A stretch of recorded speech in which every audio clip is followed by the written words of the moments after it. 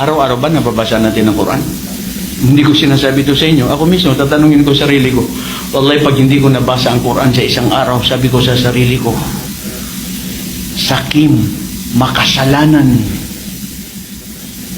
24/7, 5 minuto lang o 3 minuto na mabasa mo ang Quran. Hindi mo ba alam ang Quran? Siyang pinakamalaking biyaya na ipinagkaloob ng Allah sa sangkatauhan.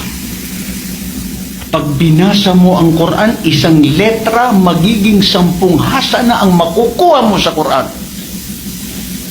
Iqra'ul Qur'ana fa innahu syafi'an li ashabi fi yawmil qiyamah. Basahin ninyo ang Quran dahil ang Quran ito ay mamamagitan sa inyo sa araw ng paghukom. Magsasaksi ang Quran. Ilang mga kamusliman ngayon na tumanda na tigulang na hindi pa kaya ang Quran. Wallahi mga kapatid, naiyak ako minsan sa mga kapatid na ito, na mga balik Islam. Tingnan mo, bakit ko pinabasa kanina yung si Ismail? Ang ganda ng boses niya sa Quran. Isang balik Islam. Ang ganda ng boses. Napopronounce yung mga tajwid. Yung iba dyan, ako nakikipaghunan pa sa mga kapatiran kung balik Islam na estudyante ko, bro, imumuraisin ko to, imuraisin mo din to. Nagsasabay kami para lang sa Allah. Anong ginagawa natin sa Quran? Dekorasyon sa bahay.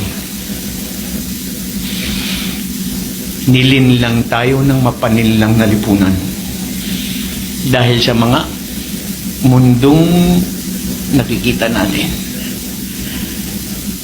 Kung mamatay lang ang tao at makagising. Bro, ito very challenging ito eh.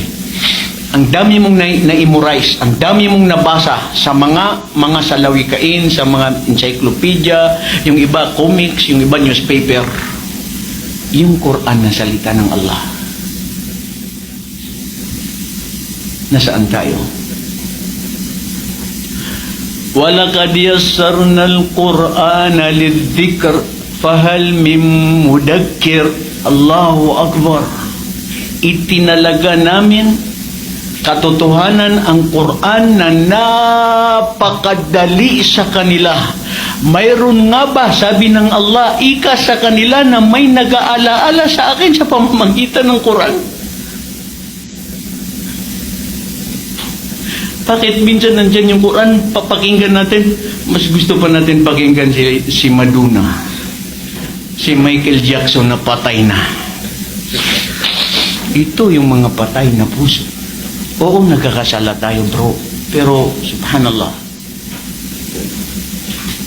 Quran, kapatid, kung gusto mo maging matatag, na panatilihin ng Allah sa kanyang reliyon.